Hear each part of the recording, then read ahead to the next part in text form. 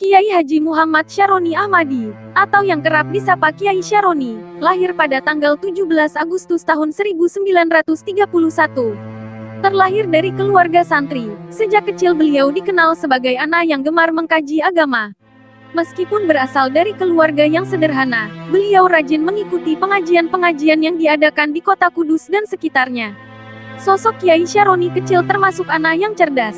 Pada usia 11 tahun beliau sudah hafal kitab Alfiyah Ibnu Malik. Bahkan beliau juga sudah hafal Al-Quran pada usianya yang ke-14 tahun. Kiai Syaroni merupakan anak ketujuh dari 8 bersaudara. Beliau ditinggalkan ibundanya semenjak kecil, tepatnya ketika berusia 8 tahun. Sepeninggal ibunya, Kiai Syaroni diasuh oleh sang ayah. Namun masa ini pun tidak berlangsung lama. Karena menginjak usianya yang ke-13 tahun, Kiai Syaroni ditinggal oleh ayahnya. Kiai Syaroni tidak pernah mondok. Pada tingkatan pendidikan formalnya, Kiai Syaroni pernah melewati pendidikan di Madrasah Diniyah Muawanah dan di Madrasah Ma'ahid Lama, pada masa Kiai Haji Muhid. Sedangkan pada pendidikan non-formalnya, beliau belajar banyak dari satu tempat ke tempat lain selama 11 tahun. Selama 11 tahun itu pula beliau selalu berangkat, kecuali jika sakit. Untuk belajar Al-Quran, utamanya Qiraah As-Sapiyah, beliau berguru kepada Kiai Haji Arwani Amin Kudus, yang mengasuh pondok Yanbuul Quran.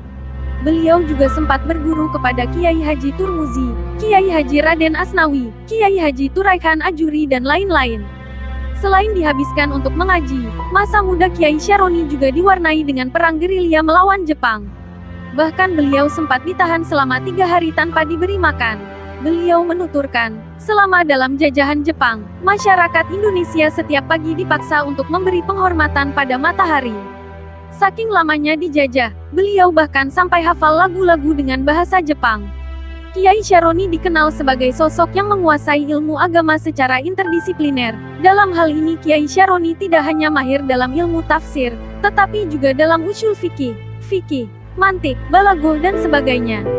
Dalam hal Al-Quran, beliau tidak hanya pandai membacanya, namun juga pintar melakukannya. Bahkan beliau menjadi Dewan Musabakoh Tilawatil Al-Quran (MTQ) tingkat nasional. Pada tahun 1962, beliau menyunting seorang gadis bernama Afifah binti Kiai Mujib. Dari pernikahan itu beliau dianugerahi 8 anak, 2 anak laki-laki dan 6 anak perempuan. Dimulai dari yang tertua, mereka adalah 1. Zuhairoh, 2. Zulaifa, 3. Zuhaida, 4. Zuhaila, 5. Zufairiyah Nur, 6. Muhammad Yusrul Hana, 7. Muhammad Yusrul Falah, dan 8. Manunal Ahna. Sejak dini, anak-anak Kiai Syaroni pun sudah akrab dengan Al-Quran. Seperti halnya orang tuanya, mereka juga hafal Al-Quran. Dalam mendidik putra-putrinya, beliau selalu menanamkan sikap sederhana, mulai dari segi pakaian, segi tutur bahasa, bahkan dari finansial sekalipun. Beliau mengajarkan anak-anaknya untuk bersedekah kepada orang-orang miskin. Mengingat dahulu, saat masih muda Kiai Syaroni juga pernah hidup susah. Bahkan beliau sempat juga menjadi kuli. Pada tahun 1965, yakni masa pemberontakan PKI, Kiai Syaroni merupakan salah seorang yang menjadi target operasi yang dilakukan oleh PKI. Hal ini karena Kiai Syaroni merupakan sosok yang rajin berkampanye dan membuat pengajian-pengajian. Kiai Syaroni dengan tegas menolak ideologi komunisme PKI. Dalam konteks kepartaian, pada tahun 1955 Kiai Syaroni merupakan sosok yang rajin berkampanye Partai NU, sampai akhirnya tan kembali ke HITA 1926 dalam Muktamar Situbondo. Dan beliau merupakan orang NU yang mendukung kembali HITA NU 1926. Adapun pasca HITA NU, Kiai Syaroni juga sempat terlibat di Partai Persatuan Pembangunan (P3). Namun beliau hanya bermain di belakang layar dan tidak berada di garis struktural kepartaian. Beliau cenderung mengambil posisi netral. Langkah ini menjadikan Kiai Syaroni mampu diterima oleh semua kalangan. Hubungan dengan pemerintah daerah yang waktu itu didominasi oleh Golkar tetap terjaga dengan baik. Ditambah lagi dengan pembawaan beliau yang lunak dan halus.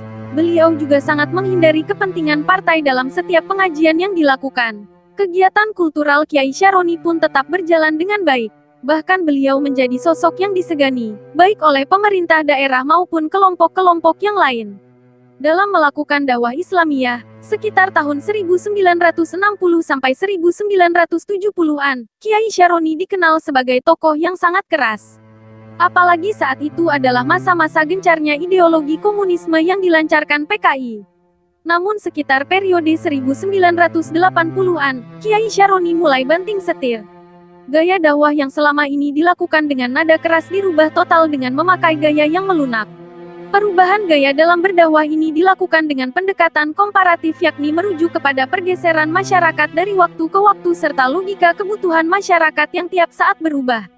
Karena masyarakat dari waktu ke waktu berubah, maka metode berdakwah pun mesti berubah. Selain berdakwah di lingkungan masyarakat Kudus dan sekitarnya, Kiai Syaroni juga mengajar di beberapa madrasah di Kabupaten Kudus. Dalam sebuah kesempatan beliau juga pernah diminta untuk mengajarkan qiraah Sapah di Arab Saudi, namun beliau menolaknya. Bukan hanya mahir berpidato, beliau juga tergolong produktif dalam berkarya. Tercatat beberapa buah karya beliau sudah menyebar di Kudus maupun sekitarnya. Beliau kerap menulis, mensyarah dan menterjemah beberapa kitab yang digunakan untuk mengajar.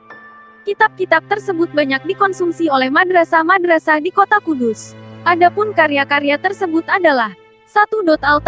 Faroidus Saniyah, suatu kitab yang mengulas tentang aswaja yang digali dari dalil-dalil Al-Quran, hadis, dan aqwalul ulama, yang menjadi dasar bagi doktrin-doktrin, ajaran, aswaja. 2. Faidul Asani ala Hirzil Amani wa Wajid Tahani. Kitab ini merupakan syarah dari kitab Sirojal Qori, Al-Muqtadi karya Imam As-Satibi. Kitab ini berbentuk nadom sebanyak 1200 bait. Kitab ini diberi nama Faidul Asani, ala Hirzil Amani wa Wajid Tahani, dengan harapan agar mudah dipahami para pemula. 3. At-Tasrih al-Yasir fi Ilmi Tafsir.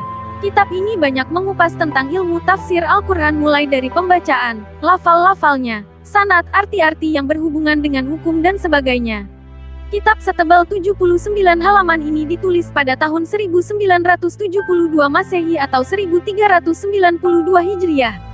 4. Tarjamah Tasilut Turukot. Kitab merupakan terjemah dari Nadom Al-Warokot. 5. Tarjamah As-Sulamul Munaurok. Kitab ini merupakan terjemah Nadom As-Sulam Al-Munaurok yang membahas ilmu mantik. Kini, di usia sepuhnya, Kiai Syaroni ternyata masih belum mau beranjak dari dunia dakwahnya. Kiai Syaroni masih senantiasa ngrumat masyarakat lewat pengajian-pengajiannya, terutama pengajian tafsir Jumat Fajar di Masjid Menara Kudus, serta pengajian malam Kamis dan malam Senin di kediaman beliau. Berkat totalitas dedikasi yang beliau curahkan, tradisi-tradisi masyarakat santri di Kudus sampai sekarang masih lestari. Sebut saja, pengajian Jumat Fajar di Masjid Menara Kudus yang sampai saat ini masih berjalan. Bahkan jumlah mustaminya mencapai ribuan. Dan tentu, berkat dedikasi beliau, sampai sekarang Kudus masih menjadi kota santri yang selalu menjadi kota tujuan masyarakat untuk bertolabul ilmi. Semoga beliau Kiai Haji Syaroni Ahmadi diberikan umur yang panjang dan sehat afiat.